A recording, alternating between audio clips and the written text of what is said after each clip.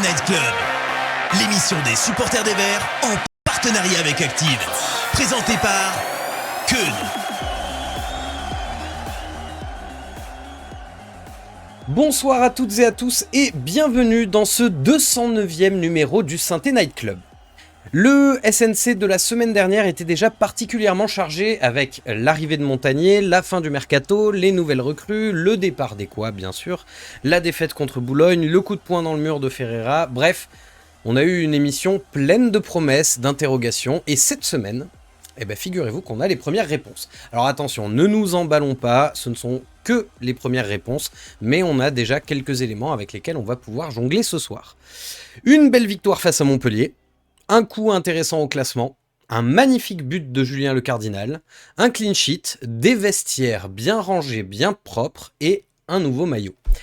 Oui, alors juste par contre, en parlant de maillot, j'en profite pour faire un coucou à Timothée Chalamet qui nous regarde certainement vu son amour pour Synthé et lui dire que au-delà du SNC, je suis comédien, plutôt pas mauvais, formé au conservatoire et que si jamais tu as un petit projet à proposer, je suis totalement ouvert à la discussion. Vous m'excuserez de faire ma promo, mais ce sera une super anecdote à raconter que j'ai rencontré Timothée Chalamet via le SNC quand vous me verrez au ciné. Sur ce, on a beaucoup de choses à se dire, alors j'accueille tout de suite mes camarades chroniqueurs avec tout d'abord Valentin. Bonsoir Val. Bonsoir Keun, bonsoir à tous. Très heureux d'enfin débriefer une victoire de la SSE. La malédiction me poursuivait, mais aujourd'hui ça y est, elle est brisée, donc très content. C'est vrai que c'est ta première victoire débriefée. Et je vois dans le chat El Cato déjà sur Twitch qui nous dit qu'il est super beau le nouveau maillot. T'en penses quoi toi de ce nouveau maillot ?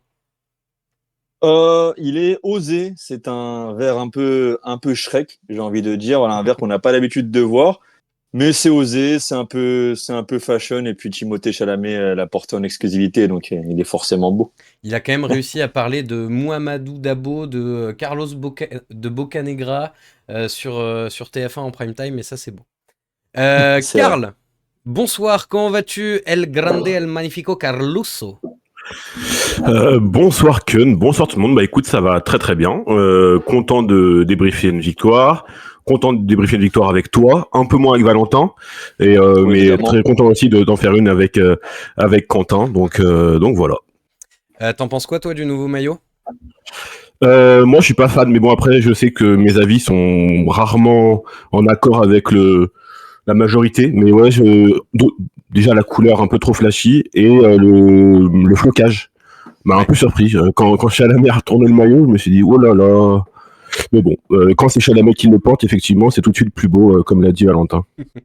Bah écoute, moi je suis assez d'accord avec toi. J'avoue que le maillot, je l'ai pas trouvé incroyablement beau. Je préfère le troisième avec un vert un peu plus pastel, quoi, un peu moins flashy, quoi. Ouais, et puis moi je me dis, enfin, j'ai l'impression qu'il y a des maillots qui sortent toutes les semaines et j'ai l'impression que c'est un peu écœurant. Mais bon après ça c'est un autre débat, mais j'ai l'impression qu'il y a des maillots, on en est au 8e maillot de la saison, la 8e collection lifestyle, enfin, Bah, on n'arrête plus de sortir. Ouais, je sais pas. tu sais pourquoi? Bah stratégie marketing. Bah oui, évidemment. Ouais, mais bien sûr. Ouais. Et bah alors là, sortir un maillot et le dévoiler en exclu avec Chalamet sur un plateau de JT, c'est sûr que bon, le coup marketing, je pense, est très réussi. Donc On a vu bravo quelques à eux. articles pop. Alors, je vous préviens, on peut faire 1 heure sur le nouveau maillot de Saint-Etienne, donc dès que vous voulez qu'on avance, le chat, vous nous le dites. Mais oui, moi, c'est vrai que je trouve que cette profusion de maillots, peut-être que c'est bien sur le court terme, parce que ça fait plus de ventes, tout ça, mais je me dis, tu vois, d'un point de vue retour en arrière historique, quand tu vois quelqu'un avec le maillot de la saison 2002-2003, bah, tu sais que c'est le maillot de la saison 2002-2003. Là, quand tu verras quelqu'un avec le maillot de la saison 2025-2026, bah, il y en aura eu 4 différents. Donc, ton maillot, c'est lequel? Je sais pas, il y a un côté un peu... Bon, bref. Et avec nous, on a Quentin pour lire vos messages dans le chat, nous faire remonter vos avis, vos états d'âme, nous dire de fermer notre gueule et de passer au débrief du match, vos envies de voir Ebenezer Hanan. Bref, bonsoir Quentin, comment vas-tu? Bonsoir Keun, bonsoir Valentin, bonsoir Karl. Bon, ça va très bien. Par rapport au maillot, il me fait penser un petit peu au maillot vert pomme d'il y a quelques années. Ouais.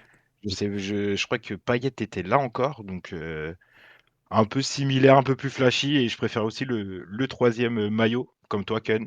Et hâte de vous lire sur le chat. D'ailleurs, le maillot fait déjà débat. Laurent sur YouTube dit qu'il peut remplacer les gilets jaunes. Oui, il y a le côté flashy. Moi, je me souviens de Gonzalo Bergesio aussi, qui avait cette joueur. époque-là, qui avait un maillot bien flashy, assez terrible. Bref, on va se lancer. N'oubliez pas de vous abonner, bien sûr, sur la chaîne YouTube de Peuple Vert. Il y a plein de contenu entre le Synthé Night Club, entre le débrief maintenant à chaud juste après le match, jeu Synthé Match, nom d'émission incroyable. L'avant-match aussi qu'il y a juste avant les rencontres, la chronique de Joss Randall. Bref, vous avez beaucoup de contenu à aller voir sur la chaîne YouTube de Peuple Vert et bien sûr sur la chaîne Twitch Synthé Night Club. Allez, on y va, c'est parti, jingle. Synthé Night Club, le débrief. Avec le sponsor fruité, oui, effectivement, putain, on se souvient. Bon, messieurs, alors je vais me tourner vers toi, Valentin, pour commencer. Je vais te demander un mot pour décrire ce match et cette première victoire de l'ère Montagnier à l'AS Saint-Etienne. Qu'est-ce que tu ressors? La solidité, le réalisme, le manque d'efficacité, le clean sheet, l'adaptation, bref, qu'est-ce que tu retiens? Tu m'as coupé la chic, j'allais justement parler de solidité. C'est vraiment le mot que j'ai envie de mettre en exergue, parce qu'effectivement, un clean sheet, et mieux que ça, je dirais même une défense impériale, parce il y avait un Montpellier pas si dangereux, bien qu'armé offensivement, et si je dis pas de bêtises, Saint-Étienne n'a concédé sur ce match que 0,19 expected goals, Tout à fait. soit la meilleure performance défensive de la saison. Donc, comment justement ne pas mettre en avant cette solidité. Mais je vais aller plus loin. À titre perso, j'ai envie de dire encore autre chose. C'est le mot bonheur. Parce que j'étais assez heureux. Le bonheur, en fait, juste de voir le temps de 90 minutes, une équipe pleine de rage, pleine d'intention. J'ai envie de retenir aussi les 3 points forcément. Mais c'est surtout ce mélange-là que j'ai envie de retenir. Parce que c'est souvent dos au mur qu'une équipe se révèle. Et quand je vois ne serait-ce que l'euphorie collective sur le but, et même l'abnégation pour aller le chercher, en fait, j'ai l'impression d'avoir, je vais un peu être, un peu de hâte, mais j'ai l'impression d'avoir vu quelque chose se construire. Et ouais, en vrai, elle va faire beaucoup de bien cette victoire. Et je te rejoins totalement, c'est vrai que là, le côté commencer par une victoire avec l'euphorie collective, j'ai même eu un peu peur pour Julien Le Cardinal après son but, quand Dufus lui a foncé dessus, comme un rugbyman en détresse, là, c'était un peu violent. Karl, qu'est-ce que tu retiens, toi, en un mot? Bah, c'est un peu redondant, donc je vais pas dire solidité, mais je vais dire imperméabilité. Parce que finalement, ouais, pas du tout inquiété. L'Arseneur, je crois, avant le match, Montagnier disait qu'il voulait pas du tout que l'Arseneur soit face d'arrêt. Au final, il en a fait un, mais vraiment, je crois que Montagnier disait après le match qu'en gros, même lui, il aurait pu le faire, quoi. Donc en gros, on n'a jamais trop été inquiété. Et donc ouais, c'est une solidité à la fois défensive, mais assez collective aussi. Je les ai sentis assez forts en fait, collectivement. Et c'est un truc qu'on n'avait pas vu depuis un bon nombre de matchs, et donc qui fait bien plaisir à voir. Dans le chat, Quentin, j'imagine que les gens donnent leurs premières impressions. Qu'est-ce qui ressort? Ce qui ressort globalement, c'est que la victoire fait du bien, hein. Magic Fan 135 sur YouTube le dit clairement, enfin une victoire. Gaël sur YouTube qui dit que Montagna a voulu se rassurer avec un bloc bas et resserré, justement pour éviter et avoir le moins d'occasions possible. Et Job Gaming sur Twitch qui trouve que l'effet Montagnier est déjà visible en une semaine. Ça change d'un coach qui faisait des changements tardifs. Là, on a un coach qui bosse et qui fait des changements tôt, ainsi que des changements de tactique aussi très tôt, en passant du 4-3 au 4-2-3-1. Ben, oui, ça c'est vrai que c'est un point intéressant. On peut parler un peu plus d'adaptation, ne serait-ce que sur ce premier match. On a vu que Montagnier s'était adapté à la physionomie du match et c'est quelque chose qu'on avait peu l'habitude de voir sous Horneland. Alors chacun ses dogmes, hein, mais c'est vrai que c'est un changement assez notable. On a résumé un petit peu en un mot le sentiment sur le match. Karl, toi, de manière générale, qu'est-ce que tu as envie de retenir pour développer un peu plus? Ce que j'ai envie de retenir, par contre, c'est surtout le secteur défensif, parce qu'en fait, il a beaucoup été décrié depuis le début de la saison, que ce soit à la fois l'Arseneur, mais aussi les défenseurs. Et au final, Montagnier, il arrive et puis il fait déjà des choix, c'est-à-dire que il décide de décaler Pedro à droite et de titulariser directement une recrue qui est arrivée le lundi, le Cardinal. de préserver la confiance, garder la confiance que Orneland avait en Ben Nol dans le couloir gauche. Et au final, ces choix, ils sont payants. Et donc, c'est ça que je retiens parce qu'en fait, l'association Nadé, le Cardinal, elle a très bien fonctionné. Tu penses qu'on va la Quelqu'un- revoir, cette association Alors oui, forcément dès la semaine prochaine, mais sur le long terme, tu penses qu'un Bernauer a perdu sa place, qu'un Chico Lamba a perdu sa place? Ben, compte tenu de leurs blessures qui s'annoncent assez longues, pour l'instant, je vois pas d'autre solution. Enfin, si, il y aurait une autre solution, c'est-à-dire rebasculer Pedro en centrale. Mais vu que le Cardinal a donné satisfaction et que même Nadé, je crois que c'était à la fin du match, disait qu'il s'était bien entendu, il y avait quand même des automatismes qui commençaient à être trouvés avec le Cardinal. Enfin, on aurait tout à y gagner à continuer à leur renouveler leur confiance en association devant leur sonneur, ouais. De manière générale, toi, Valentin, t'as envie de retenir quoi, au-delà du petit résumé que t'as fait, avec la joie effectivement que ça procure? Moi, je suis dans la continuité de ce qu'a dit Karl, c'est le côté hermétique de cette défense et les choix de Montagnier. Juste, voilà, j'aimerais préciser qu'effectivement, là, ce que j'ai bien aimé, c'est sa capacité d'adaptation parce qu'il est passé en 4-2-3-1 dans la deuxième partie du match et on sortait d'un entraîneur qui était assez psychorigide sur ça. Donc, c'est déjà dès le premier match de faire des choix forts tactiquement. Et puis aussi, ouais, par rapport à ses choix de joueurs, au passer Pedro à droite, qui effectivement est pour moi le meilleur moyen de développer ce joueur, qui est plutôt rapide, qui a une bonne relation avec le ballon, qui se projette très bien. C'était d'ailleurs dommage qu'à Reims, on n'ait pas assez profité de ça, mais ouais, c'est le côté convaincant de cette première rencontre pour Montagnier. Juste, tu parles de choix tactiques payants. Moi, j'ai toujours eu un peu de mal avec cette notion de choix tactiques payants parce que on pourrait aussi se dire quelque part, bah, du coup, peut-être qu'il s'est trompé et qu'il aurait dû commencer la rencontre en 4-2-3-1. Je fais un peu Peut-être, l'avocat du diable. mais oui, je comprends, mais l'important c'est qu'il ait réfléchi et qu'il ait fait le pari de changer. On peut toujours se tromper en première mi-temps, mais l'important c'est de réagir et en l'occurrence il a réagi. Donc ce qui s'est passé avant ne compte plus vraiment. Ouais. Oui, oui, et puis je réagis là-dessus, mais c'est non seulement non seulement une réorganisation tactique, mais c'est aussi un choix d'homme. Et en l'occurrence, il y a un homme qui a fait quand même qui a changé la rencontre dans son animation. C'est Cardona. Cardona qui rentre à l'heure de jeu et en final, Cardona était fiévreux la semaine dernière, et donc il avait peut-être tout simplement pas 90 minutes dans les jambes. Et donc, enfin, je pense que Montagnier s'est aussi adapté aux forces qu'il avait en présence, quoi. Tu le mettrais dans tes tops, Cardona, Karl? Ah oui, c'est absolument dans mes tops. Enfin, son entrée en jeu, elle a Cardona. totalement. Oui, allez, bien, chouette. Il a complètement changé. Il a tout donné, quoi. Le pressing à tout terrain. Je le mettrai évidemment en top parce que c'est lui, je crois, c'est lui qui obtient le corner avant le but, il Ouais, me semble. exactement. Tout à fait, Centre. en Et ouais, c'est percutant ça. sur son côté, ouais. Ouais, c'est ça. Donc oui, évidemment, en top. Enfin, on y reviendra après. Mais oui, Cardona a totalement métamorphosé l'équipe. Et je pense qu'il s'est fait bien voir aux yeux de Montagnier. C'est une belle chose parce que Cardona, sur les derniers mois, je pense qu'on peut remonter à plusieurs mois sous Orneland, il était en totale perte de confiance, comme pas mal d'attaquants d'ailleurs. Et on se demandait s'il allait retrouver le niveau de ses deux premiers passages à Saint-Étienne dans les 2 dernières années, quoi. On va en reparler effectivement de la perte de confiance, mais c'est vrai que Cardona, il est un bon indicateur de à quel point nos joueurs sont en confiance. C'est un joueur qui a l'air de marcher quand même beaucoup au mental, et c'est vrai que là, c'est un peu le jour et la nuit par rapport à sa prestation de la semaine dernière. T'as un autre top à me donner, Karl? Bah évidemment, Julien Le Cardinal. Bah, j'en ai fait un tweet, mais je disais, enfin, c'est quand même la semaine rêvée pour lui, quoi. C'est-à-dire sur le banc à Brest, il joue quasiment plus et il a que des miettes de temps de jeu. Il est sur le banc à Nice, il fait le déplacement à Nice et puis à la fin du match, il apprend qu'il y a un accord avec Saint-Étienne. Il débarque à Saint-Étienne lundi, il signe. Le samedi, il est titulaire directement et il marque un but, mais magnifique. Le but, la reprise, elle est dingue. Dans un chaudron bouillant, je veux dire, il n'y a pas mieux comme intégration. Et il a été à la fois solide défensivement et opportuniste offensivement. Je crois que sur les statistiques, il a été 3 fois présent dans la surface de réparation, donc il s'est montré disponible aussi. Donc franchement, c'est une très bonne intégration et un très bon match de sa part. Ouais. Juste avant qu'on ouvre le dossier, vraiment le Cardinal, parce que je pense qu'on va avoir pas mal de choses à dire.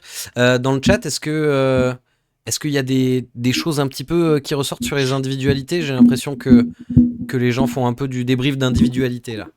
Alors, niveau individuel, Cardinal ressort avec Gaël sur YouTube qui dit qu'il a fait un très gros match. Nathalie, toujours sur YouTube, qui trouve l'entrée de Cardona excellente et qu'elle a fait énormément de bien, un peu comme nos chroniqueurs. Pardon. Job sur Twitch, Pedro en défenseur droit, ça ne devrait plus bouger. Odyssey, toujours sur Twitch, a trouvé l'entrée de Kanté intéressant. Et Bubu sur YouTube qui parle du match de Hold, qui pour lui montre que les consignes d'un coach peuvent tout changer. Entre une semaine à l'autre, Hold a totalement été métamorphosé en tant que latéral gauche. C'est vrai qu'il va falloir qu'on parle du match de Ben Hold. On va ouvrir quand même un petit peu le dossier Julien Le Cardinal. Alors, je me permets une mini parenthèse parce que j'ai vu une blague sur Facebook. Oh, mon Dieu, qui m'a fait rire. Et oui, de quelqu'un, je sais plus son nom, donc désolé, je te crédite si tu m'entends, qui disait qu'avec Julien Le Cardinal, on avait eu quasiment tout le clergé à Saint-Thé, avec Fabien Lemoine, François Clerc, Julien Le Cardinal, Pape aussi, enfin bon bref. Alors ouais, justement, Valentin, sur la prestation de Le Cardinal, j'ai même vu passer dans le chat il a les épaules pour devenir capitaine. Est-ce qu'on s'emballe pas un peu sur une presta Est-ce que sa presta, elle est magnifiée par son but, mais ça reste une bonne presta, ou sans le but, on en parle, mais comme d'un autre joueur sans plus? Non, je pense que rien n'est magnifié par son but parce que Karl parlait de son contexte brestois, les difficultés de son arrivée. Mais en fait, on parle aussi d'un joueur qui arrive dans une équipe, dans un secteur qui est fragilisé, la défense, voilà, dans une équipe presque morbide et dans un club particulier. Et résultat, en fait, c'est un match qui était presque pour moi à l'esprit de capitaine. J'ai vu un vrai leader sur le terrain. Ça m'a presque impressionné. Il a été impeccable dans ses interventions. Je dirais même rassurant pour Nadé, parce que Nadé n'a pas trop fait de bêtises. Donc, c'était aussi certainement le fait d'avoir un joueur solide à côté de lui. Et donc, buteur, donc rien à dire de plus. Mais je pense que c'est un joueur qui peut avoir un vrai apport dans cet effectif.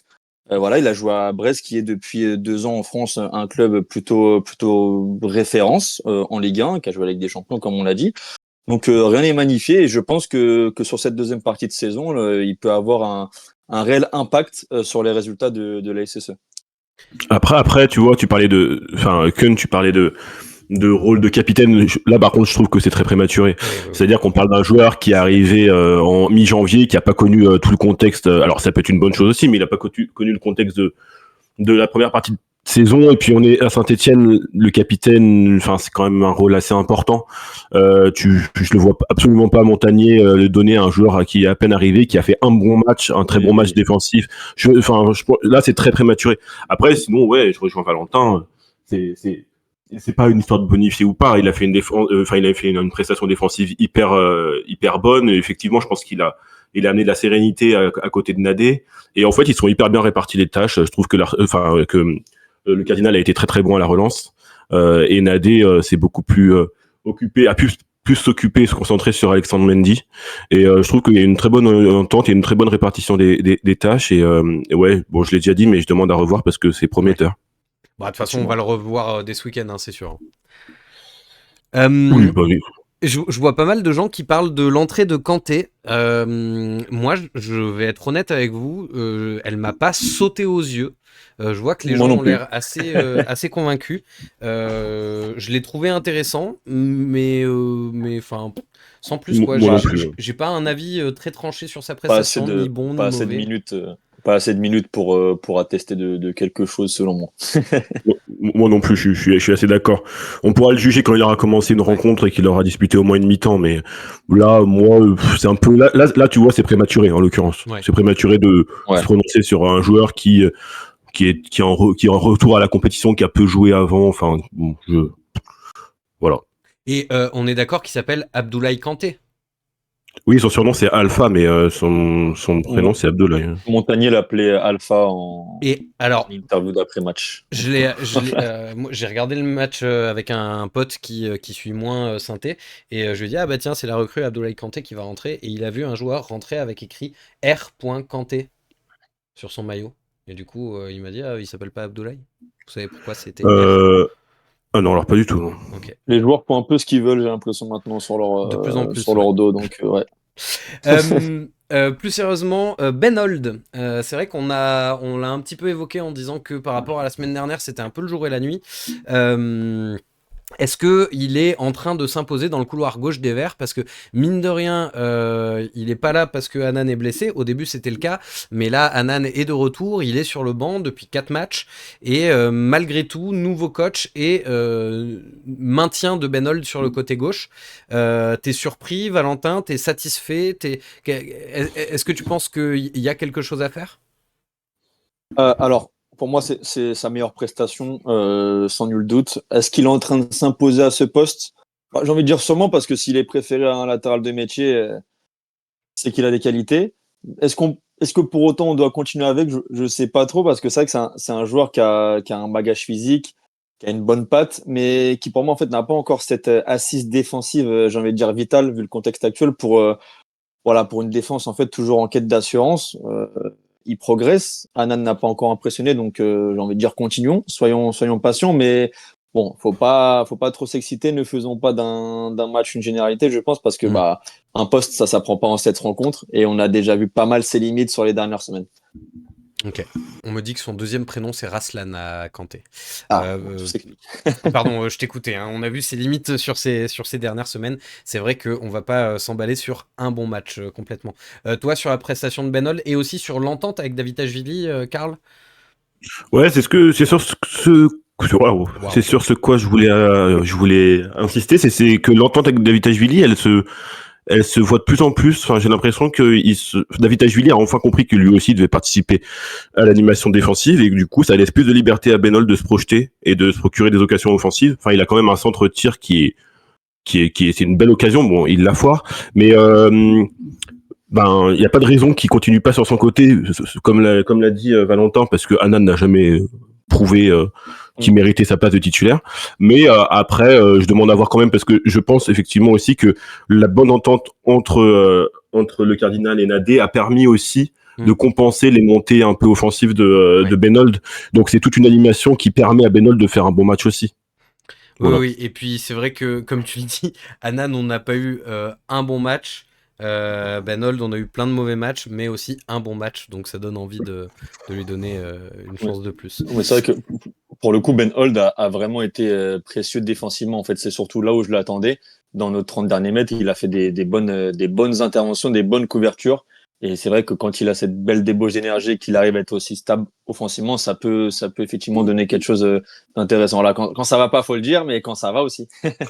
C'est clair. Et puis tu regardes, ouais, c'est ce que dit Valentin, mais défensivement, il a été hyper présent. Je dis juste les statistiques parce qu'on doit les voir à l'écran, mais Ah, je viens pour de les les gens enlever qui à nous écoutent l'instant. en podcast, oui, bah oui, mais en gros, grosso modo, c'est 10 duels gagnés sur 15, 2 tacles réussis sur 3 et 3 interceptions et 3 dégagements. Donc c'est des vraies statistiques aussi de défenseurs, quoi, d'arrière gauche. Et donc ça, c'est prometteur. Tout à fait. On a parlé un petit peu des tops de la rencontre. Évidemment, on sort toutes et tous avec la banane de ce match contre Montpellier. Mais est-ce qu'il y a des choses qui vous ont déçu sur cette rencontre? Parce que, on va pas se mentir, c'était pas du 100% parfait non plus. Et quand je parle de choses, je parle à la fois d'individualité comme de concept footballistique. Valentin? Bah, comment ne pas citer les offensives parce que tu peux pas te permettre de louper autant d'occasions franches à ce moment-là de la saison. Et en plus, ce qui plus est, ça reste notre force depuis le début et c'est peu importe le contexte. Donc là, les avoir vus en fait autant pêcher devant, je trouve que c'est vraiment à dénoter. Il y en a clairement pas eu un pour rattraper l'autre. Mais après, voilà, je pense qu'il faut aussi mesurer nos propos parce qu'on parle d'une équipe malade. Et je pense que c'est aussi c'était un peu la traduction des loupés durant la rencontre. Alors on peut parler de Boaki, Miladinovic, Tassin. Boaki, on connaît sa qualité. Je crois que c'est le deuxième meilleur buteur cette saison, si je dis pas de bêtises. Miladinovic, il loupe un face à face alors que le mec il était capable de nous sortir des pralines. C'était contre Reims, je crois, en début de saison. Et globalement, il a un apport offensif intéressant. Même Stassin, hein, je pense que son loupé face à Boulogne la semaine dernière suffit aussi à témoigner de ce manque de confiance là. Mais ouais, pour moi, en fait, c'est la seule explication, c'est la confiance. Donc, j'ai envie de mettre ces joueurs-là, enfin, globalement, la chaîne offensive dans les flops. Mais je pense que c'est surtout un cap mental à passer. Et c'est là aussi, je pense que Montagnier va faire du bien. à force de continuer à accorder sa confiance à ces garçons-là. Et je crois il l'a dit en après-match, il a dit Mm. on a des joueurs de qualité mais Oui. qui ne sont pas pleinement épanouis. Ouais, tu rejoins Valentin, parce que Valentin, tu parles de la ligne offensive, mais on a vu Ben Holt faire un gros raté, Miladinovic faire un gros raté. En fait, il y a un peu une chape de plomb d'inefficacité offensive qui a quand même plané un peu sur cette rencontre. Karl, t'en penses quoi?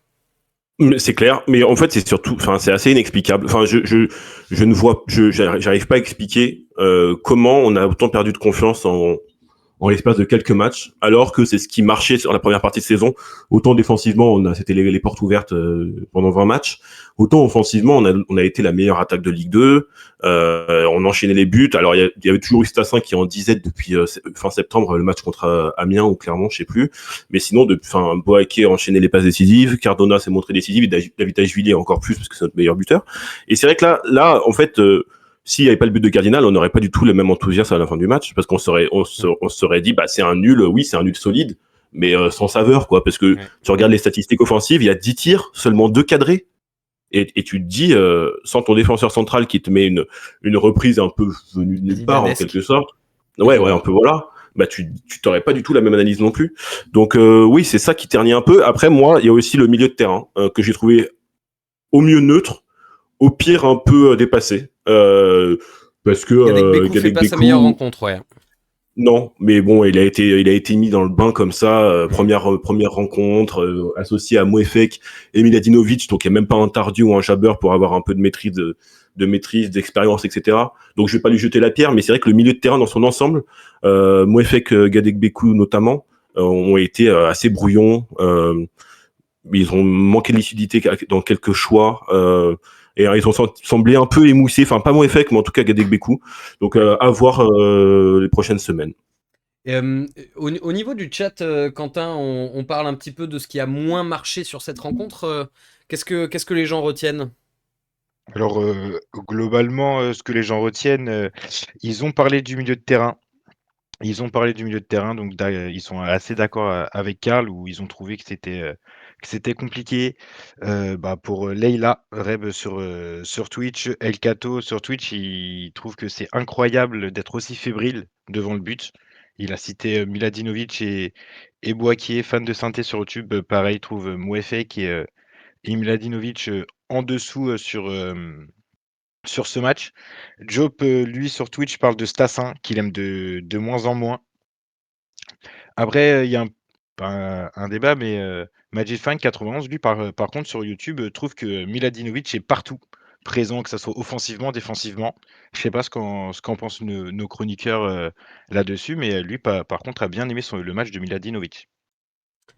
Bah, tiens, qu'est-ce que vous avez pensé du match de Miladinovic? Attends, je suis en train de regarder ses stats. Combien de ballons perdus? 9 pertes de balles, ouais. Moi, c'est toujours ce qui me gêne avec Miladinovic. Oui, il y a des bonnes choses, mais il y a trop de pertes de balles, quoi. Vous trouvez pas? Ouais. C'est un joueur, c'est un joueur de risque qui essaye énormément de casser de lignes et d'aller au maximum vers l'avant. Donc forcément, ça implique ces risques-là. Mais moi, sincèrement, j'ai pas de mal avec ce joueur. J'aime plutôt ce joueur parce que je trouve que là où Tardieu, par exemple, des fois est un peu timoré, reste trop statique. Miladinovic, c'est toujours de la percussion, c'est toujours une tentative de passe clé, voire parfois des frappes. Donc moi, sincèrement, j'aime beaucoup Miladinovic et j'ai pas forcément envie de tenir en rigueur ces petites errances-là. Karl, tu es mute. On a perdu Karl. Karl, tu es mute. Karl, qu'est-ce que tu fais? Bon, on a perdu Karl. Top. Non, mais si, je suis là, mais oui, mais je parlais dans le vide, c'est catastrophique. Oui, je disais cette sensation de d'avoir. RMC, quoi. Allume ton micro, allume ton micro. Non, mais en plus, c'était très pertinent ce que je disais, mais j'ai tout oublié. Non, je disais que Miladinovic, cette sensation de l'avoir vu un peu au four et au moulin, elle s'explique aussi par son repositionnement quand Montagnier a changé de système. C'est-à-dire que Miladinovic a été positionné un peu presque quasiment en 10, quoi. Donc, ce qui fait qu'on l'a vu beaucoup plus offensivement que d'habitude. Bon, il a une occasion, un gros raté quand même.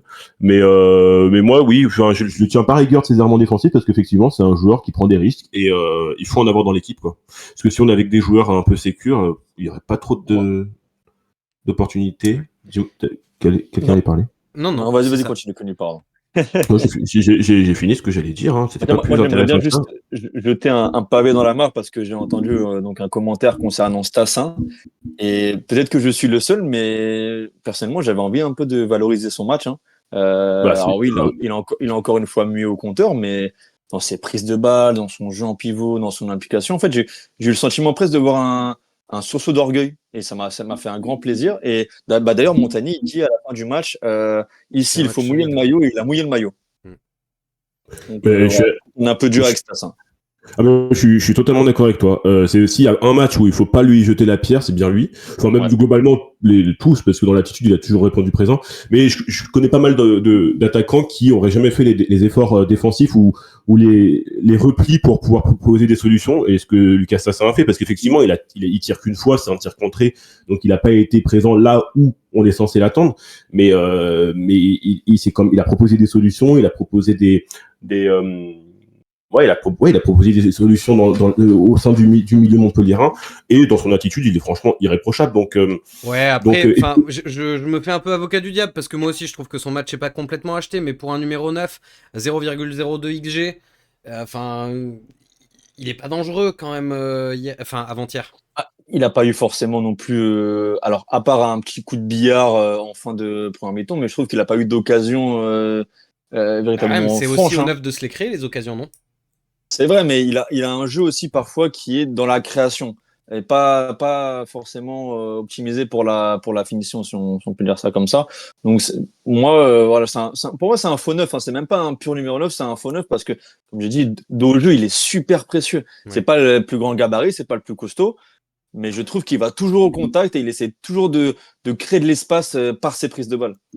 Après, moi, je l'avoue que je suis un peu biaisé parce que d'un côté, je pense que ce serait une erreur de le mettre sur le banc et de ne pas le laisser s'exprimer et tout ça. D'un autre côté, j'ai tellement envie de voir Dufus titulaire. Je sais pas pourquoi, j'aime beaucoup Dufus et j'aimerais bien le voir débuter un match parce que, enfin, j'ai pas souvenir qu'on l'ait vu débuter un match cette saison. Ça, c'est peut-être arrivé une fois ou deux, mais j'aimerais bien, Face quoi. à Rodez. Face à Rodez, je crois. Ah ouais, peut-être. Oui, mais son doublé, premier match doublé, je Bah ne voilà. sais plus. Ah voilà. Mais c'était assez loin. C'est assez loin, effectivement. Euh, Est-ce que vous avez des choses à rajouter, messieurs, sur ce match contre Montpellier? Ou est-ce qu'on parle de la semaine de Philippe Montagnier à la tête de la S Saint-Étienne? Est-ce que, Quentin, il y a des choses encore sur le match que tu aimerais faire remonter? Bah là, ils sont en train de débattre un petit peu sur Stassin, hein, où bah, on voit clairement le manque de confiance. Après, un peu plus tôt, il y a Laurent sur YouTube qui, pour lui, on va retrouver le vrai Stassin quand Cardona va se remettre vraiment à jouer et que la doublette l'année dernière, c'est 80 des buts de Stassin C'est vrai. Mm. et qu'il y a une vraie connexion entre les deux. Bon, on l'a vu sur l'entrée de Cardona, Ouais. sur l'action de Boaquier où ça combine très vite et ça finit au centre. Valentin, Karl, quelque chose à rajouter? Oui, il faut juste rajouter que Dufus, il a été titulaire 3 fois. Donc Rodez, Grenoble, et puis surtout 3 aussi, où il met un doublé. Ouais. Match pas négligeable non plus. Mais oui, moi aussi, je suis de ceux qui aimeraient bien voir Dufus. Mais je me dis que l'arrivée de Montagnier, finalement, c'est peut-être plus un avantage, une bonne nouvelle pour Stassin, parce que c'est un nouvel entraîneur, une nouvelle confiance, on remet tout à zéro, et le statut de Stassin fait qu'il aura la primeur d'être testé et d'être renouvelé match après match par Philippe Montagnier, quoi. Donc oui, je suis impatient de voir Dufus aussi, mais il est jeune, il a un gros contrat, et il reprend du rythme petit à petit, il grappillera des minutes, et puis si jamais Stassin n'est pas concluant et continue sans marquer et sans être décisif, on verra Dufus en temps et en heure. Bien, et ben Concurrence saine. écoutez, je pense que nous avons fait à peu près le tour de ce Saint-Étienne-Montpellier. En tout cas, comme on l'a dit au début, on commence par une victoire, l'ère Philippe Montagnier. Et mine de rien, on sait ce que c'est de travailler en ayant gagné le week-end. C'est pas la même mayonnaise que démarrer avec le moral dans les chaussettes, donc c'est quand même plutôt très bon signe, même si c'était pas la victoire la plus impressionnante de l'histoire des victoires de Saint-Étienne. Je vous propose qu'on passe un petit peu à un sujet plus global sur la première semaine de Philippe Montagnier à Saint-Étienne, donc une première semaine particulièrement chargée. On l'a vu en interview, il dit qu'il arrive à 7h à l'ETRA et qu'il part à 18h ou 19h, je sais plus, le soir, donc il bosse bien. Donc communication, bien sûr, conférence de presse, rencontre avec les joueurs, première consigne tactique et première victoire, donc. Valentin, il te fait quelle première impression, Philippe Montagnier, pour l'instant? Bah, franchement, j'aime bien. J'ai presque envie de dire que l'homme m'a déjà convaincu. J'aime bien en fait ce côté calme, ce côté un peu force tranquille, parce qu'en fait, aux antipodes d'Eric Arnoland et son énergie un peu trop débordante, presque Il agaçante. crache moins aussi. Il crache moins aussi. Ouais, il crie moins sur le terrain. Il crie moins. Mais moi, j'ai bien aimé. Tu parlais de l'Etra. J'ai bien aimé la petite séquence où il a demandé de ranger son téléphone dans un bac ou je ne sais Ouais. où pendant la causerie. Alors ça paraît anecdotique, hein. Mais Moi, je trouve pour que ça moi, n'est c'est pas un tant que peu ça, hein, en vrai. non, Sur c'est révélateur l'implication.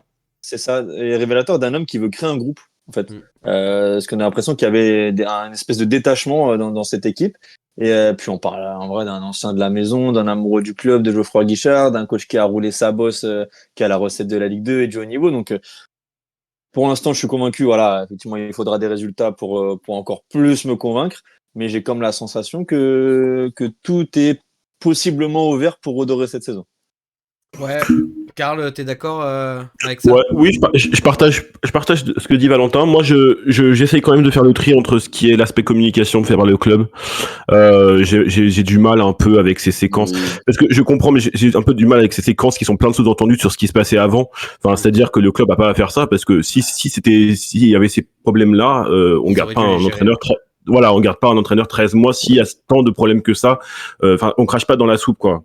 Oui. Donc moi, j'ai un peu gêné par ça. En l'occurrence, mis à part ça, sur l'homme, j'ai beaucoup aimé. En fait, il a un côté assez paternaliste. Il a un côté assez père qu'on avait avec Dalloglio avant. Avec Aussi. Dalloglio, Bah avec oui. Gasset, avec Galtier. Ouais, C'est vrai qu'il y a un peu une ouais. tradition de coach paternaliste Antonetti. Et en fait, tu Claude remarques que Puel. Ah non, pardon. et tu Claude Puel, évidemment. Non, mais et c'est là que tu remarques qu'en fait, c'est ces coachs-là qui fonctionnent à Saint-Étienne, parce que je sais pas comment on peut l'expliquer, parce que c'est pas les mêmes effectifs, etc. Mais je présage pas de l'avenir, je sais pas si ça fonctionnera dans la durée. Mais en l'occurrence, dans cette première semaine-là, il s'est attaché à rassurer, à influer de l'optimisme, à rassurer, à se mettre dans la poche, tenter de se mettre dans la poche les supporters, les journalistes aussi, parce qu'on l'a bien vu dans les différentes conférences de presse qu'il a fait. Et donc oui, moi je suis plutôt satisfait de cette première semaine de Montagnier, et évidemment la victoire couronne le tout, quoi. Ouais. Bon, on est d'accord pour ce qui est du téléphone et du rangement de vestiaire. Bon, moi je fais partie des gogos, comme dit Joss Randall, qui tombent dans le panneau. C'est vrai que moi ça me parle ce genre de truc. Mais d'un point de vue plus technico-tactique, est-ce que tu trouves que sa patte s'est vue sur ce match? On a parlé du match de Benold, on a parlé de l'adaptation 4-3-3, 4-2-3-1, de la ligne défensive qui a été un peu remodelée. T'as trouvé donc qu'on a vu son impact sur ce match? Oui, oui, totalement. Enfin, c'est-à-dire qu'on a fait il y a un bloc équipe beaucoup moins divisé. On délaisse la possession. Enfin, c'est-à-dire qu'on délaisse pas la possession, mais on n'a pas une possession énorme. Enfin, on est à l'équilibre, quoi. On a un milieu beaucoup plus proche j'ai trouvé un milieu beaucoup plus proche de sa ligne défensive. Enfin, on sent que son objectif premier, son chantier numéro 1, c'est de rassurer défensivement et d'arrêter de prendre des buts, une moyenne de 2 buts par match, parce que c'était insupportable. Donc, oui, on sent carrément sa patte.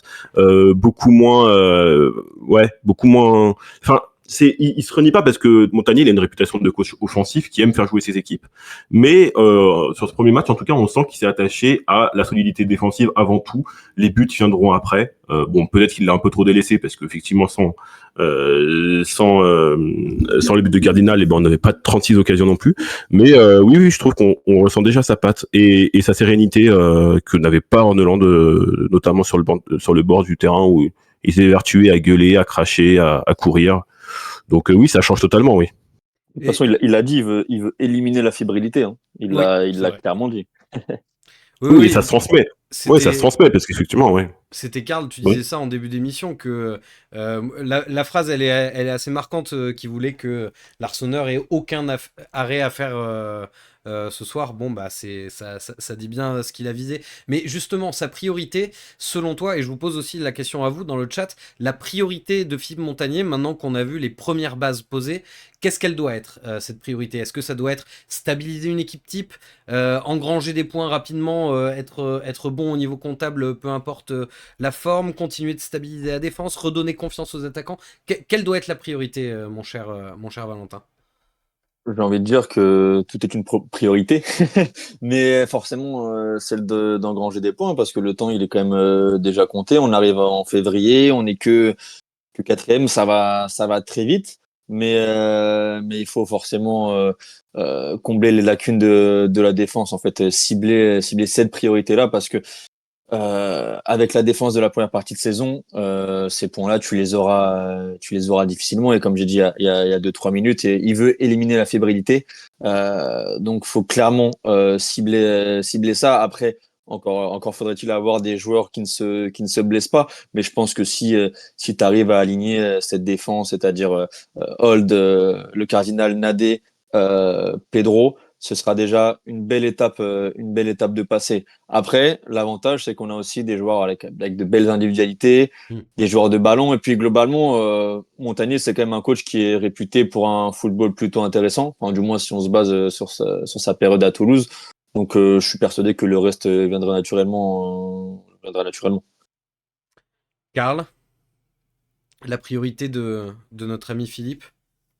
Ouais, je partage ce que dit Valentin. Après, je pense que tout est, ouais, effectivement, tout est une priorité parce qu'on arrive dans un moment de la saison, on en parlera après, mais où en fait, on n'a plus le temps de construire. Enfin, on construit dans l'urgence, on n'a plus le temps de poser des bases. Enfin, c'est une mission un peu commando. Que doit remplir Montagnier, et faut quand même noter une chose, c'est qu'il a jamais eu un défi comme ça à relever, Montagnier. C'est-à-dire que dans toutes les équipes par lesquelles il est passé, il est arrivé entre deux saisons, donc il a eu toute l'équipe à construire, avoir un effectif à son image, faire une préparation comme il le souhaite, insuffler ses idées. Et là, c'est vrai que c'est une grande première, donc il va falloir un peu s'atteler à tout gérer en même temps. Mais la fébrilité, c'est vrai que c'était la grande tare de cette équipe, et je pense que c'est son premier chantier. Et en tout cas, il y a des prémices qui laissent présager du bon pour la suite. Ouais. Bon, et on a parlé un petit peu de l'adaptation tactique. C'est vrai qu'on a vu un changement de système à l'heure de jeu à peu près. On se souvient que Eric Orneland était... alors, c'est facile hein, de tout remettre en cause aujourd'hui, mais que Orneland était adepte du coaching tardif à partir de la 80e, voire plus tard. Ici, on a vu des changements plus tôt. Ça, c'est quelque chose qui vous plaît à voir? Oui, clairement. Moi, j'ai bien aimé. J'ai adoré son interview post-match sur beIN, où il disait il y a une équipe qui commence et une équipe qui finit, et les finisseurs vont être déterminants. Et je trouve que c'est ça la force de ce match, en fait, d'avoir mis le rôle de chacun au cœur du résultat. Et c'est aussi ce qui m'emballe pour la suite. Voilà, de donner envie aux joueurs, à chacun des joueurs d'être investi, d'avoir son rôle à jouer. Et ça, c'est une vraie force, parce que comme tu l'as dit, Kun, Orneland a été adepte du coaching tardif, et ça permettait pas à ceux qui entraient sur la pelouse de véritablement se mettre en valeur. Donc en fait, dans cet effectif qui a quand même de la profondeur, qui donne ces intentions-là aux joueurs qui entrent, ça peut que faire bon mélange. Karl? Oui, je suis d'accord avec tout ce qu'a dit Valentin. C'est vrai que le choix sémantique du mot finisseur à la place de remplaçant signifie beaucoup. On pourrait trouver ça futile, mais en fait, De la novlangue, oui, mais sauf qu'en fait, la première personne qui l'a fait médiatiquement, c'est Fabien Galtier, le sélectionneur de l'équipe de France de rugby, du 15 de France. Et c'était le premier à dire ça. On dit effectivement que c'était de la langue, enfin, c'était de la novlangue. Ça avait aucun impact, etc. Et en fait, tu te rends compte que si, parce que beaucoup d'entraîneurs de foot l'ont repris, parce que il me semble que c'était pas Orneland, mais c'était peut-être Dalloglio qui avait déjà utilisé ce mot-là aussi, et ça veut quand même dire beaucoup sur la philosophie de gestion de groupe d'un entraîneur. Et oui, effectivement, un match, tu te rends compte que Cardona rentre à la 60e, qu'il y a un autre changement à la 72e, ce qu'on n'avait pas vu avec Orneland, où effectivement c'était du coaching tardif qui ne permettait pas de concerner tout un effectif, surtout un effectif aussi conséquent, en tout cas sur le papier, que celui de la Saint-Etienne, parce qu'on a vraiment un effectif, notamment défensivement, mais aussi offensivement. C'est peut-être le milieu de terrain où bon, il y a moins de choix, mais faut tenir concerné tout un effectif de 25 joueurs, quoi. Ouais. Et ouais, voilà. C'est vrai qu'il va falloir concerner Palberg aussi. Ça, Non, je vous laisse d'ailleurs aller voir, il y a un article qui en parle de Palberg aujourd'hui sur Peuple Vert. Quentin, dans le chat, on parlait de la priorité de Montagnier là dans les semaines qui arrivent. Est-ce que nos viewers ont des idées, des envies, des conseils? Pour El Cato sur Twitch, c'est de stabiliser l'équipe et engranger le plus de points possible et être également plus tueur devant le but. Gaël sur YouTube, c'est de prendre des points, on s'en fiche du style et c'est la Ligue 2, comme il dit, donc le plus important, c'est de prendre des points. Dylan le rejoint, c'est toujours sur YouTube. Priorité, c'est uniquement marquer des points pour assurer la montée. Ludo, lui, pour lui, c'est plus de remettre l'équipe dans le bon sens, avec redonner confiance à certains joueurs, avec Stassin en promicité de sa part. Après, pour revenir aussi sur le début, avec le début de semaine, Laurent sur YouTube a vu de la permutation des 3 devants, chose qu'il n'avait pas vu sous Horneland, et C'est globalement, vrai. Montagnier est un homme apprécié sur sa première semaine, que ça soit sur ses interviews. Le côté paternel, Gaël, lui, dit que bah, les footballeurs, c'est des enfants, donc ils ont besoin d'un papa, comme on dit. c'est vrai. Et Ouais, bah, on parlait de Cardona. Pardon, excuse-moi. Non, vas-y, je te coupe, mais je t'écoute. on parlait de Cardona tout à l'heure et je trouve que c'est clairement l'entraîneur pour Cardona parce que oui, ce côté paternaliste, c'est effectivement Dalloglio qui l'avait et Cardona sous Dalloglio, je crois que c'est même plus à présenter, mais c'était le joueur de la SSE. Donc c'est aussi ça qui peut faire du bien à Cardona et lui permettre de retrouver cette confiance et cette régularité. Tout à fait. C'est vrai que si on arrivait à retrouver la substantifique moelle de Irving Cardona et qu'il recommence à faire des matchs pleins, ce serait pas désagréable. Juste mini question, parce que là, ma mémoire me fait défaut. Pourquoi il n'était pas là, Tardieu, déjà, ce week-end? Blessé, non? Blessé au Ah genou. oui, à Il a pris un l'entraînement. coup la semaine dernière. C'est ça. Ah, c'est à l'entraînement? Ouais. Ouais, il a glissé, Ouais, ce que j'ai vu en conférence de presse de Montagnier.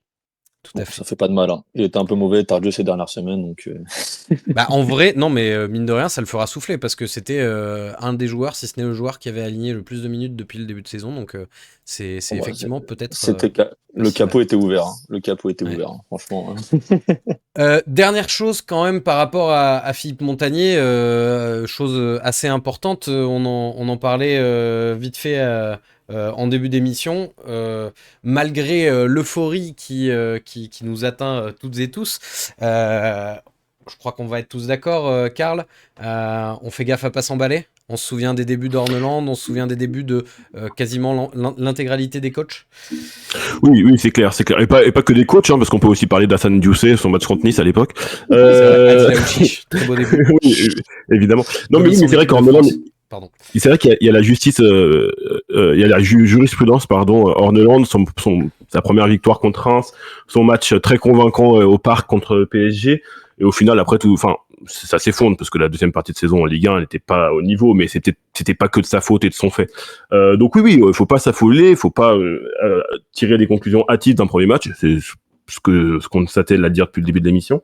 Mais pour autant, il y a quand même des signaux qui laissent présager des signaux d'optimisme qu'il faut pas négliger non plus. Ce côté paternaliste, voilà, on insiste dessus depuis 5 minutes, mais je trouve que c'est quelque chose qu'on n'avait pas du tout avec un Eric Horneland. Mais alors, c'est un peu trop tard, on va pas faire son procès et tout, mais je sais pas si c'est aussi une question de culture footballistique et d'avoir un coach qui n'a jamais entraîné en dehors de la Suède, de la Norvège avant d'arriver et qui n'a peut-être pas la culture d'un club du championnat français de 1 et d'un club aussi particulier, la Saint-Etienne, où effectivement il y a une pression qui a dans peu de clubs, un vestiaire soumis à cette pression-là, et un vestiaire qui a aussi très jeune en l'occurrence, et qui a besoin justement d'être un peu materné ou paterné, quoi.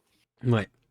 Alors, Karl fait un peu appel à la raison, mais toi, Valentin, est-ce que en tant que supporter, t'as envie de t'emballer un petit peu quand même? Non, parce ou que chaque pareil, fois que je tu me suis préfères emballé rester là. prudent?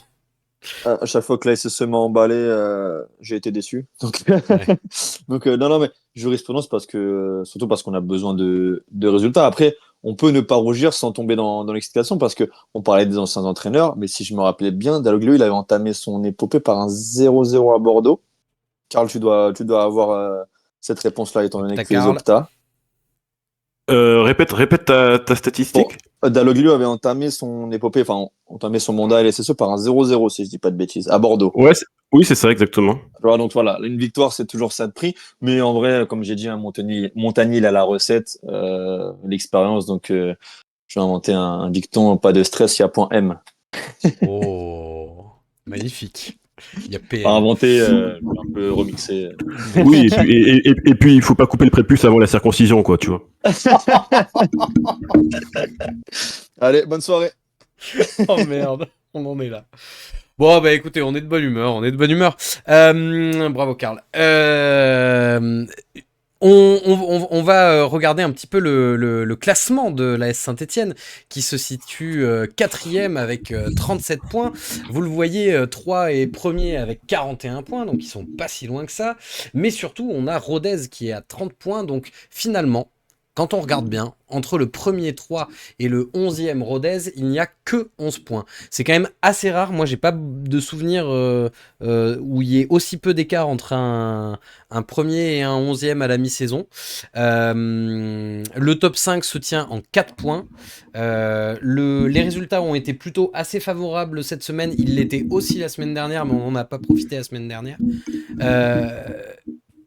Comment est-ce que vous voyez ce resserrement global? Est-ce que c'est plutôt positif parce qu'on est toujours dans la course? Est-ce que au contraire ça fait peur parce qu'on peut, au moindre faux pas, on se fait dépasser par tout le monde? Comment tu le sens toi, Valentin?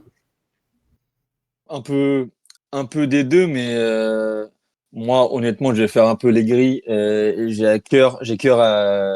j'ai cœur à dire que depuis ma première intervention dans le CNC, qu'aucune équipe ne me fait vraiment peur dans ce championnat. En fait, si je me base sur toutes les confrontations directes avec toutes les équipes que tu as mentionnées, la plupart du moins, en fait, jamais Saint-Étienne n'a été malmené. En fait, même si Saint-Étienne est en difficulté criante depuis le début de l'hiver, on a une dynamique de résultats affreuse. Aujourd'hui, on a 4 points du leader. 4 points du leader et 2 de la montée directe. Donc oui, ok, actuellement, Reims, ça fonctionne, Le Mans résiste. Mais je suis convaincu que dès lors que Saint-Étienne débutera une série, beaucoup d'équipes seront dans le rétro et le resteront. Donc en vrai, on a beau faire tous les mathématiques possibles. Voilà. Si Saint-Étienne gagne, je suis persuadé que Saint-Étienne s'en sortira euh, sans réel accro et c'est pas des Rodez, etc. qui vont m'inquiéter en tout cas. C'est un Ok. championnat qui va très vite, mais dès lors que tu es stable, tu as des résultats, mais plutôt à l'abri. Donc plutôt le verre à moitié plein, quoi. Oui, La c'est multitude de ça. concurrents ne t'inquiète pas outre mesure. Karl, est-ce que t'es rassuré toi aussi? Ben, moi, je me dis que on a de la chance, en fait. On a de la chance parce que les équipes nous attendent. Alors, contre leur volonté, mais elles nous ont attendus. Elles nous ont laissé beaucoup d'opportunités de revenir. On en a raté beaucoup d'occasions, mais on l'a saisi celle de ce week-end-là. D'où la nécessité de changer de coach aussi pour insuffler quelque chose de nouveau. Donc, ça arrive au bon moment. Moi, je le vois comme une chance, de un, donc. Mais de deux, en fait, vu les ambitions affichées au début de la saison par le club, cette ambition de remonter en Ligue 1, remonter directement, ça serait mieux. On s'en fiche des adversaires en fait. C'est-à-dire que si on est Saint-Etienne et que le statut qu'on Exactement. devrait avoir et l'ambition qu'on a, on doit gagner tous les matchs, toutes les confrontations directes. En plus, on a de la chance parce que on a encore toutes nos confrontations directes à jouer, sauf Dunkerque. Mais on a Troyes, on a le Red Star, on a Reims. Non, on n'a pas Reims, on a Le Mans. Non, qu'est-ce que je raconte? On a encore Troyes et Red Star, tu vois. Donc, c'est-à-dire qu'on a encore notre destin entre nos mains et c'est juste à nous de enfin assumer le statut qu'on a voulu se donner au début de la saison, quoi. Justement, les 4 prochains matchs, c'est Guingamp 8e, Laval 17e, Pau 7e, Red Star 5e. Il faut qu'on fasse combien de points sur 12 possibles là, Karl? Bah, quand Laval est au fond du trou, Pau, bon, bah pour moi, si t'en fais pas au moins, si, c'est soit 7 soit 9 en fait, c'est-à-dire enfin non, au moins 9, je pense au moins 9, c'est au moins 3 victoires, enfin parce que Guingamp à l'extérieur, bon, vu le match aller, j'espère qu'on aura un peu d'amour propre pour ce voilà. Laval au fond du trou, j'espère bien que comme c'est à domicile en plus, on puisse surfer sur la bonne victoire qu'on a acquise contre Montpellier. Pau, c'est jamais facile d'aller se déplacer au Noustcamp. En plus, il y a pas mal d'anciens, donc je me méfie toujours un peu de cette malédiction des buts de nos anciens. Et puis ils ont pris une rouste à l'aller, donc ils auront aussi à cœur de se c'est venger, clair. mine de rien. Ouais. Et le Red Star, bah c'est à domicile, voilà, l'objectif gagner et se venger du match aller aussi. Donc oui, pour moi, c'est l'objectif 9 points minimum, ouais. Quentin, dans le chat, je vois que les gens font un petit peu leur comptable de points et surtout les gens, ça les inquiète ce côté hyper resserré de la Ligue 2 ou au contraire ils se disent bah non, bah c'est cool, ça veut dire qu'on est encore dans la course. Ah, c'est un petit peu des deux. Gaël sur YouTube dit que pour lui, par exemple, vu que tellement c'est resserré, la première équipe qui fera une série de 4-5 victoires, ça va tuer les autres. Bobo et sur YouTube ainsi que Bon Scott, ça fait peur. Ça va jouer jusqu'à la fin, tellement c'est serré. Folk sur Twitch trouve que lui, les résultats récents des adversaires saintés, bah, ils sont favorables, surtout ce week-end. Franck, sur YouTube, lui, est par contre très sûr de lui. Pour lui, Saint-Étienne sera champion. Et après, globalement, là, sur les prochains matchs, c'est en globalité minimum 9 points, 10 points, 12 points pour El Cato et Bon Scott. C'est là que je retrouve mes supporters. On se fait entuber à chaque fois, mais on y croit toujours. À chaque nouveau mercato, on y recroit. C'est magnifique. L'histoire se répète. Le prochain match, messieurs, il est contre Guingamp. L'en avant Guingamp, qu'on connaît bien, où il est mon petit visuel fait par le grand Karl. Il est là. Justement, t'en parlais du match aller, Karl, qui avait été mouvementé. Première défaite de la saison, expulsion de Bernauer. Valentin, tu le sens comment ce match, sachant que Guingamp il reste sur un nul et une défaite, donc ils sont pas sur la meilleure dynamique du monde, mais juste avant ils étaient pas si mal, donc ils sont sixième à l'heure actuelle. Guingamp fait partie de la caste pardon, des équipes chiantes à jouer. C'est toujours compliqué d'aller jouer au Roudourou. On n'a pas toujours brillé au Roudourou. D'ailleurs, je me rappelle un match, c'était quand il y a 2 ans, quand on mène 2-0, on se fait rattraper 2-2. Voilà, pas des très bons souvenirs là-bas. Mais effectivement, ils sont pas sur une dynamique très très positive. Donc j'ai envie de le sentir bien par rapport à ça, puisque voilà, on a l'air de retrouver une équipe, voilà, à toute proportion gardée, parce que ce n'était qu'un match, mais voilà, comme Karl l'a dit aussi, il faut un peu d'amour-propre avec ce qui s'est passé à l'aller, le chambrage, l'expulsion. Il va falloir mettre un petit peu le verre de chauffe. Donc, je le sens bien, mais voilà, attention, parce que ça reste une équipe aussi qui prétend au play-off. Voilà, je l'ai pas mentionné. Mais je sens bien, je sens bien. Karl, tu me mets qui sur la feuille de match Enfin, Bah, je pars sur la. Ouais, en vrai, sur la feuille de match, sur la compo, tu veux dire? sur la compo, oui. Si t'es à la place de Montagnier, parce que ton avis, je m'en fous. Tu penses qu'il va faire quoi? Bah, je pense très honnêtement qu'il reconduira la même défense, parce qu'elle a donné satisfaction. Au milieu de terrain, je sais pas s'il serait pas tenté de tenter Abdoulaye Kanté, de faire débuter Abdoulaye Kanté, voir ce qu'il donne un petit peu. Ouais, à la place de Gadek Bekou. Tu gardes Moefek et Miladinovic quand même. Et puis offensivement, pour moi, Cardona a mérité de regagner une place de titulaire pour voir ce que ça donne. Donc, pourquoi pas un Cardona à la place d'un Bouaké, par exemple. Je renouvelle la confiance à Stassin parce que je me dis, je me dis ça à chaque match, mais je me dis le prochain il va planter un moment, quoi. Il va se montrer décisif, mais bon, voilà, donc voilà, deux changements par-ci par-là. Ouais, Valentin, toi aussi tu filerais sa chance à Cardona?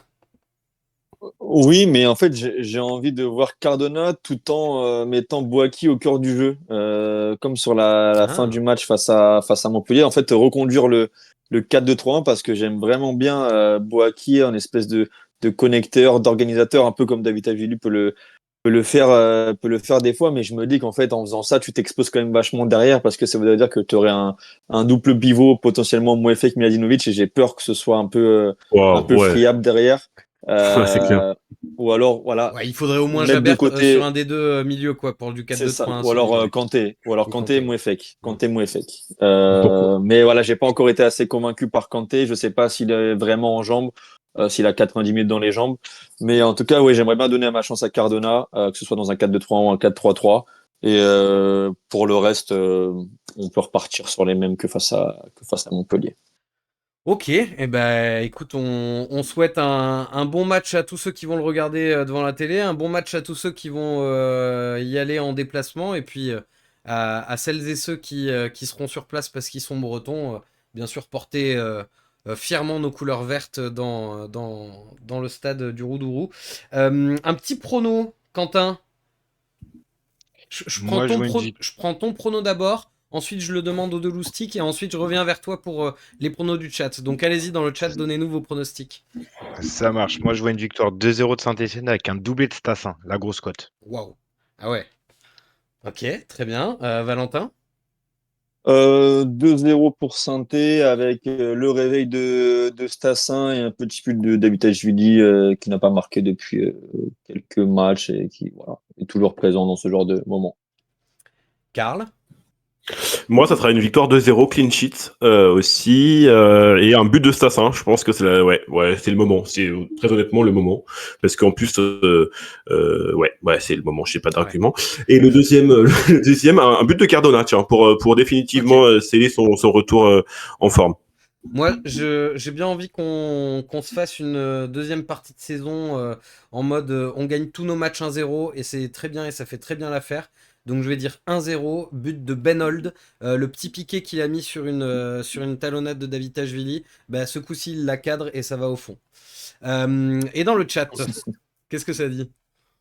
Dans le chat, Fumigène sur Twitch, je vois une victoire 2-0 avec des buts de Cardo et Stassin comme Karl.